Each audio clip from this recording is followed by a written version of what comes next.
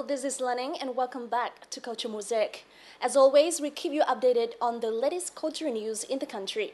In this episode, we'll see how Danish band Michael Learns to Rock graced the stage in the capital city of Hanoi and explore the hobby of koi fish rearing. So let's now check out the headlines to see what's more we have in store for you in this episode. First, let's follow a foreign explorer through the mountains of Sapa to discover the most traditional craft of costume making. Later, Michael Learns to Rock's Old Melodies returns to Hanoi live after 18 years. And last but not least, let's see how looking after Japanese koi carp has become popular in Vietnam. Let's first check out some cultural highlights of the past week in our local news.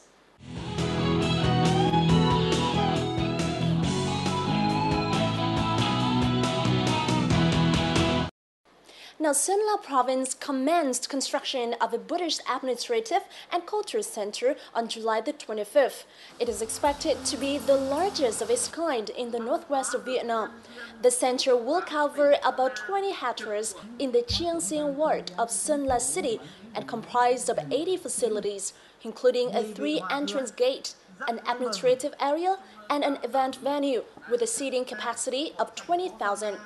It will be built in 4 phases at a total cost of over $9.3 million, mostly donated by organizations and individuals.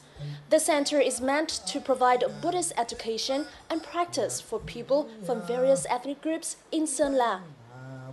On this occasion, the Sangha and local followers held a requiem for the country's war dead prior to War Invalids and Martyrs' Day.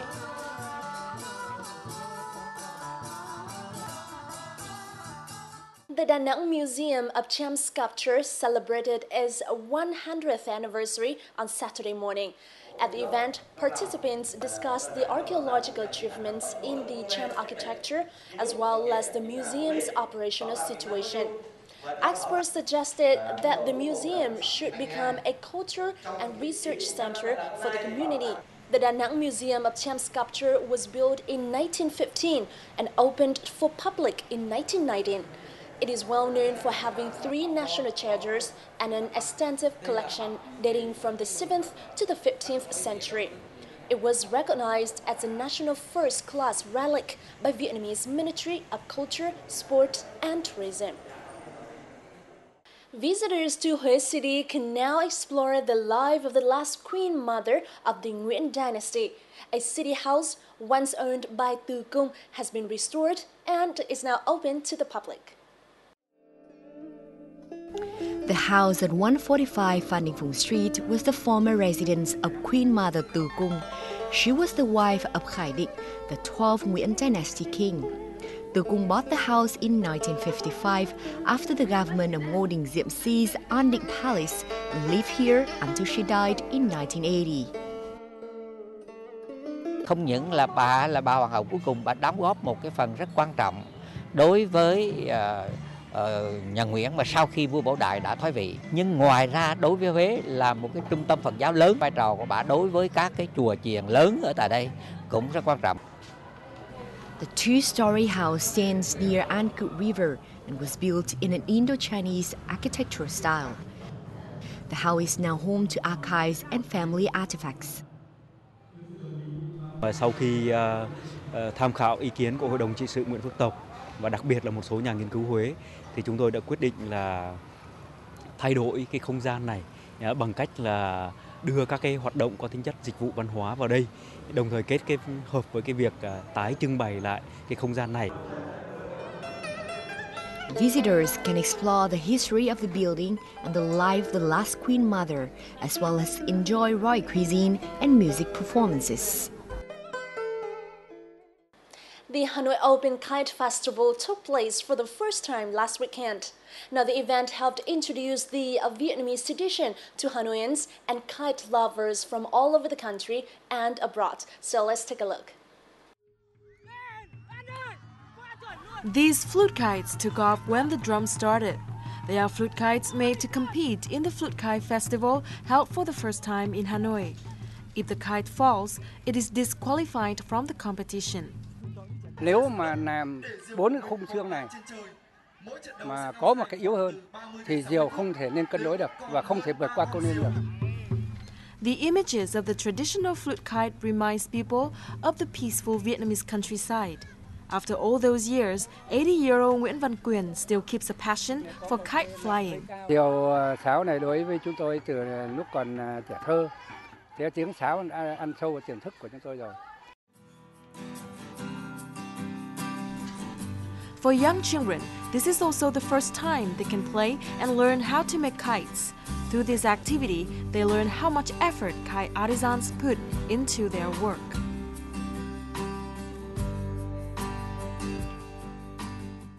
We are actually organizing this sort of activities so as to promote healthy lifestyle and family events for the residents around my area and also for the residents of Cambodia.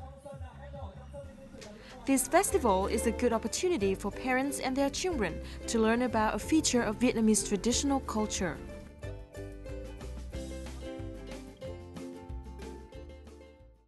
A ceremony was held last Saturday night to commemorate the 60th anniversary of War Invalids and Martyrs' Day at Mosaic Cemetery.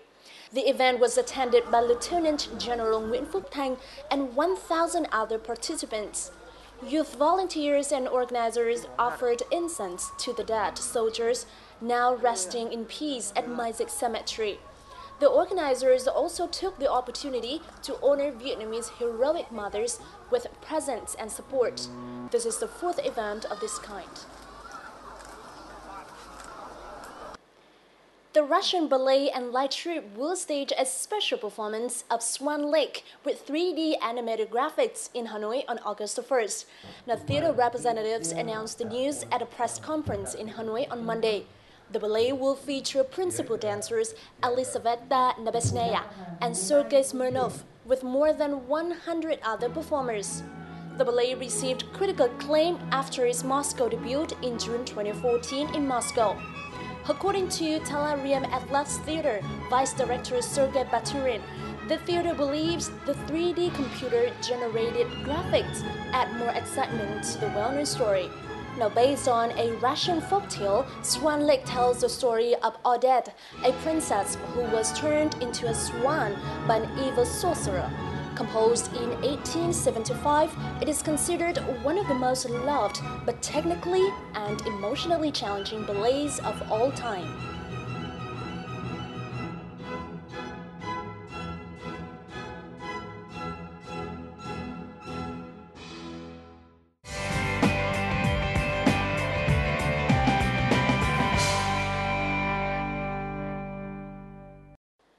Now, Vietnam is home to more than 50 ethnic groups, and each of them carries a unique cultural feature from language, customs to costumes.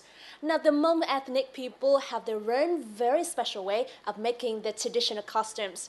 In our culture and lifestyle section this week, let's follow a foreign explorer through the mountains of Sapa in the northern province of Lào Cai to discover more about this cultural identity of the Hmong people.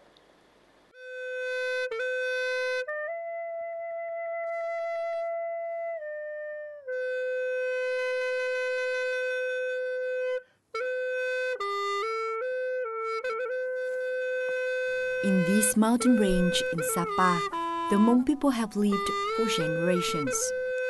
They cultivate crops and raise animals. Their life on the high mountains, isolated from the outside world, has helped them master the art of being self-sufficient. Through time, the Hmong people have developed a very unique way of making their costumes. Melody Rubio Ramirez, a Colombian, followed local Hmong people to Cat Cat village to explore their traditional weaving craft. Cat Cat is the only village that still preserves the old weaving looms of the Hmong. They plant flax, weave cloth, dye fabric with indigo, and make their own traditional clothes. The technique is really impressive because you have to have the the technique with the hand, and also she used the leg to pull up the fabric up. And after they have another small machine, when the fabric, they roll it in a stick. So after she can use that to start making the lining. And so yeah, I saw this kind of technique from another cultures, but I never experienced how they make it. So it was amazing. Ramirez next went on to discover how the Hmong people polish their fabric.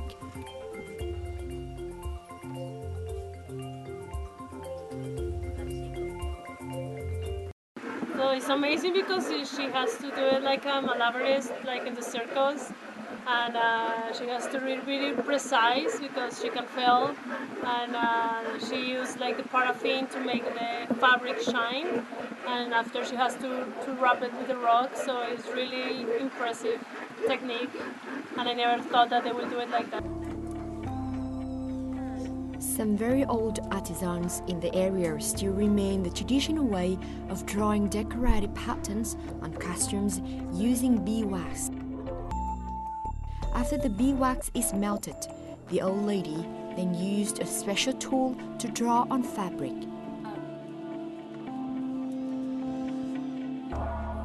It's amazing how she can do this. Like she used beeswax that they recollect from the tree, and she started making it like really slowly, and it's kind of like a feeling like she's the only person in the village, that she's the best in the village, that she knows how to make this kind of craft. And I feel a little bit like sad because she's the only one, so after she died, the tradition is gonna get lost. So that would be really nice if the generations learn how to make this kind of patterns using the beeswax.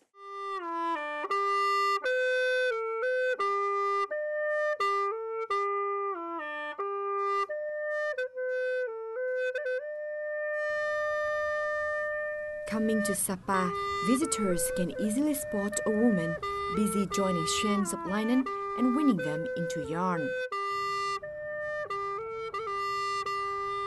They sell their products here in this market. Pillows, wallets, and skirts all carry sophisticated and colorful embroidered patterns.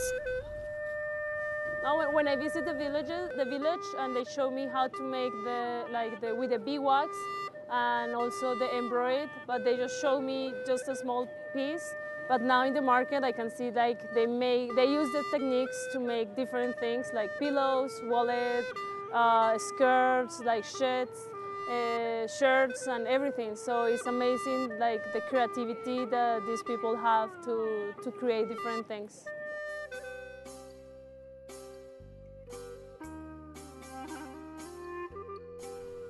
Hmong people live in lonely stone mountains that rise 1,700 meters above sea level.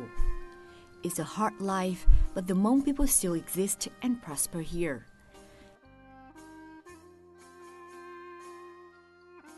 Every Hmong girl knows how to plant flax, weave cloth, and sew her own clothes. Ramirez's trip to Sapa this time has helped her to discover this unique cultural identity that sets Hmong people aside from other ethnic groups in Vietnam.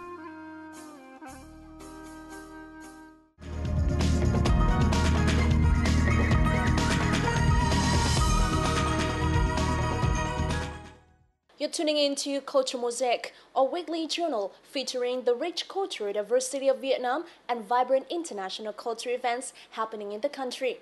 We do hope to become the bridge connecting artists and the worst with our viewers out there. So don't go away, we have a lot more in this week's installment coming to you in just a moment.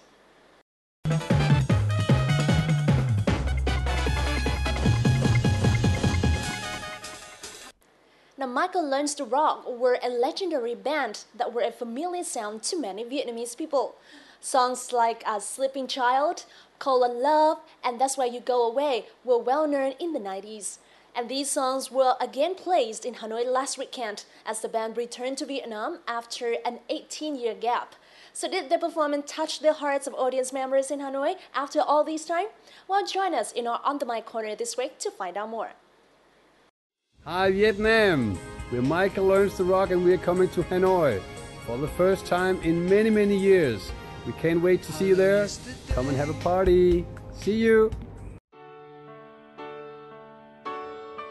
The story about the Danish band Michael Learns to Rock is a classic in the world of music. It is about four friends meeting in an orchestra, staying together, becoming a success far beyond the Danish frontiers.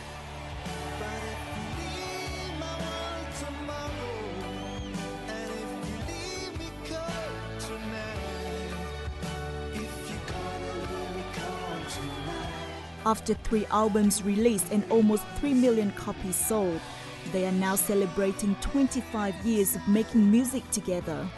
Hanoi was a stop in their world live tour last weekend.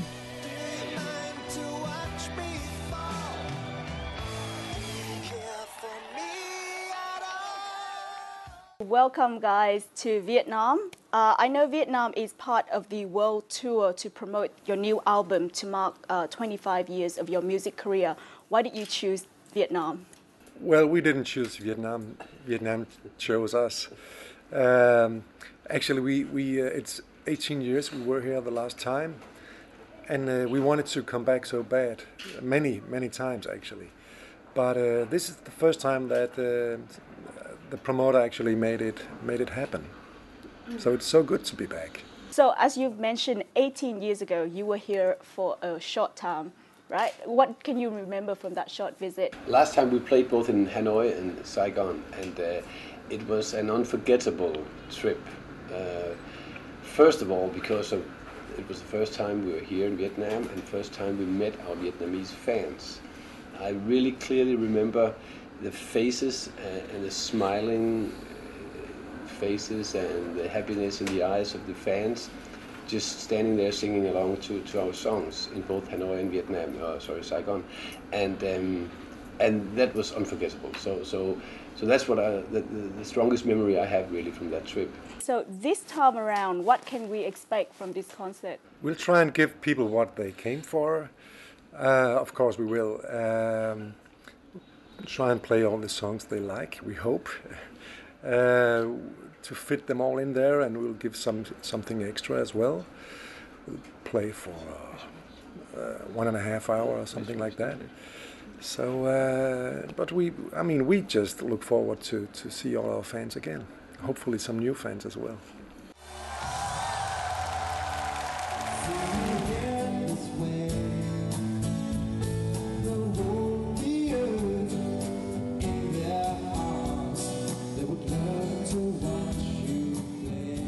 Michael Learns to Rock returned to the stage in Hanoi with their most popular hits like Take Me to Your Heart, Sleeping Child and other new songs.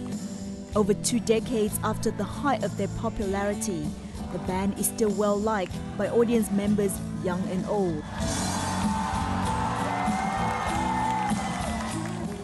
Thực ra mình cũng rất là bất ngờ khi mà ban nhạc này đến Việt Nam, và mình nghe nhạc của họ thì cũng từ rất là lâu rồi, lúc khi còn bé cơ. Mặc dù mà cái âm nhạc của họ là từ cái thế hệ mà bố mẹ của mình, nhưng mà mình cũng được truyền tải lại và mình cũng rất thích cái âm nhạc của họ.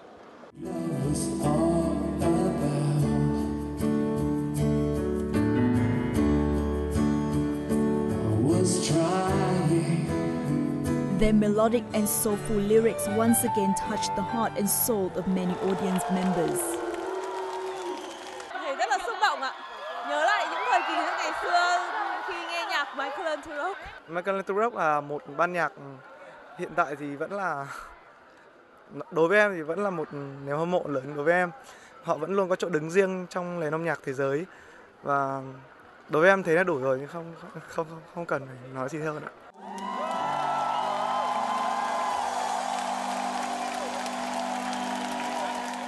As a Danish band, why did you choose to perform songs in English? Because we wanted to be pop stars, and we wanted to be world famous. So it was actually quite uncommon as a Danish band to sing in English and to have these ambitions at that time. Most of the song you send a message about happiness and peace. Was it a conscious decision to really send happy, positive meanings to reach out to wider audiences worldwide? I think that's just the way we are as persons. I think we're people, quite simple people, who think that the most important things in life is love, feeling good or feeling sad. The world could be just going down, but if you're happy in love, it doesn't matter, you know. So we think love is the strongest feeling in the world. So we think there's a lot of potential in that.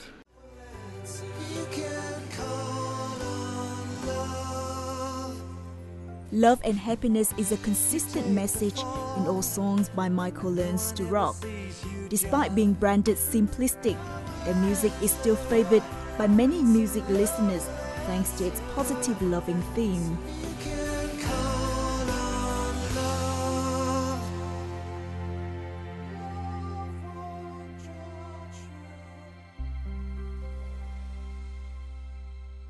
None of your band member is named Michael. Why the name Michael Learns to Rock? Yeah, I think at the time we went to high school and we started this band, there was this guy that was the king of pop. He was called Michael. And we were very inspired from him actually, and thought it was just a cool name to be something with Michael. There was a brief period in 2001 when you guys split up, and then in 2003 you kind of got back together. What motivated that reunion between you, the band members? It's a funny story because we actually split up with our former manager.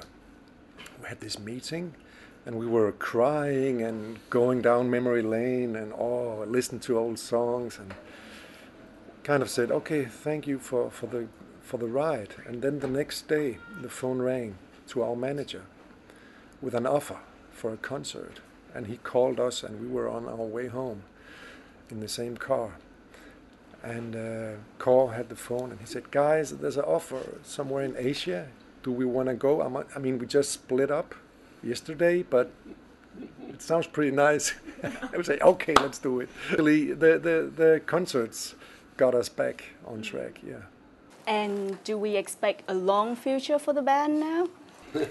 There's no reason for us to stop at the moment. It's really fun, and we are extremely busy at the moment. There are so many requests for us to come and play concerts all over Asia and places in Europe, and we're very busy. So we'll definitely go for another 25 years maybe. But if you leave my world tomorrow, you gotta leave me cold. 25 years and Michael Learns to Rock is still going strong.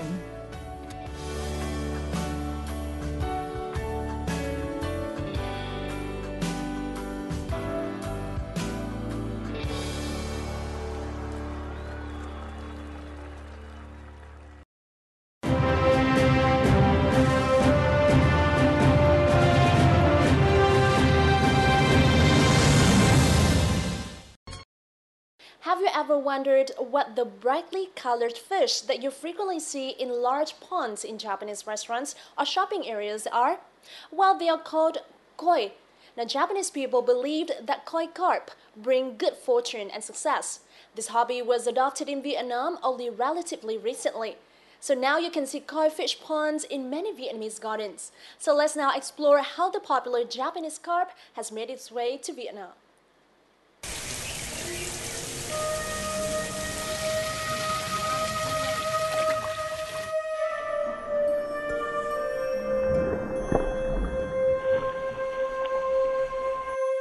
These fish are called koi, meaning carp in Japanese.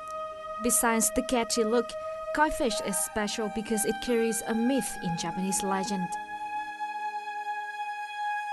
The story about koi fish has been around for generations of Japanese culture. Koi was said to have climbed a waterfall regardless of the heavy currents. The koi battled with great perseverance to reach the top of the falls because it wanted to complete its journey, its life mission.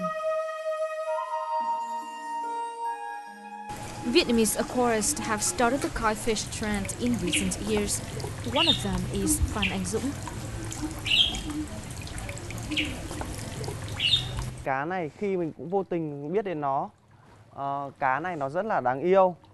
Khi mà mình nuôi được một thời gian mà thuần dưỡng được nó thì nó có thể quen mình như những chú cún. Mình đi đến đâu thì cá có thể đi theo đến đấy và chỉ cần đến bên bờ nó quen chủ và nó cho ăn là nó lên nhúc nhúc. Rất là đáng yêu. Đây ví dụ như con này là thường mọi người rất hay thích, con đầu trắng, con trắng đầu tròn, thường hay gọi là tan trô, biểu tượng cho cờ của nước Nhật. There are over 100 different color types of koi fish. Each can grow to 3 to 4 feet long. By keeping your koi healthy, you can expect them to live up to 50 and 75 years. It's no surprise that these colorful fish symbolize longevity. However, in order to keep your koi healthy, you'll need a decent pond. Riêng cá này thì là phải có đặt điều kiện cái bể của nó trước. Cá koi này nó thuộc dòng cá mà ăn rất là nhiều nên là cái lọc của nó phải rất là quan trọng. Chỉ cần làm được cái lọc ban đầu mà ổn định, tốt thì hệ vi sinh trong đấy hoạt động tốt thì sẽ làm giúp cho con cá sống nó khỏe và lâu. Each koi fish can cost up to thousands of dollars. Interestingly, it's not that hard to raise the fish. Cá này thì nó không quá là kén ăn. Bình thường thức ăn chủ yếu nó vẫn thức ăn khô thôi nhưng mà nó có thể ăn rất nhiều thứ. Như mình vẫn thỉnh thoảng có thể cho ăn cả nhộng, dưa hấu, xà lách, cam, gần như cái gì nó cũng có thể ăn. This platinum, a typical koi fish, like platinum and the other koi fishes won't live in an aquarium tank. They will only grow in a large pond like these. So I'd take you to another household with large pond for more koi fish.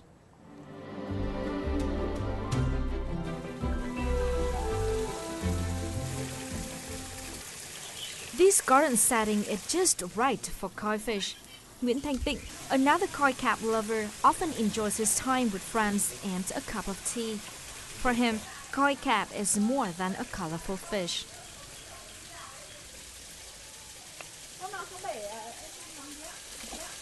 Ở Nhật thì loại cá koi là một cái loại cá biểu tượng cho cái sự trường tồn và thịnh vượng. Người Nhật người ta rất là ưa chuộng. Nó là một cái loại cá phong thủy. Thì thứ nhất mình luôn cảm thấy rằng là khi nuôi con cá này trong gia đình thì luôn cảm thấy được bình yên, rồi may mắn và cũng luôn cảm thấy là luôn được giải tỏa stress mỗi khi mà ngồi chơi với cá bên cái hồ cá. In feng shui, the koi is tied to the yin-yang symbol. The black and white teardrops of the yin-yang symbol are said to be representations of two koi, one male and one female. Together, they represent the balance of life. The story of koi has traveled around the world. The Japanese cap has brought its colorful beauty and symbols to many Vietnamese gardens.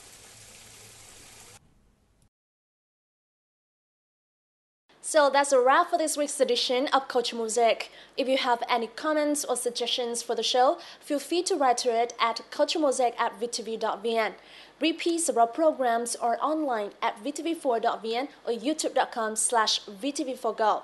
Remember to join us next week for more culture updates. This is Lenning, and goodbye for now.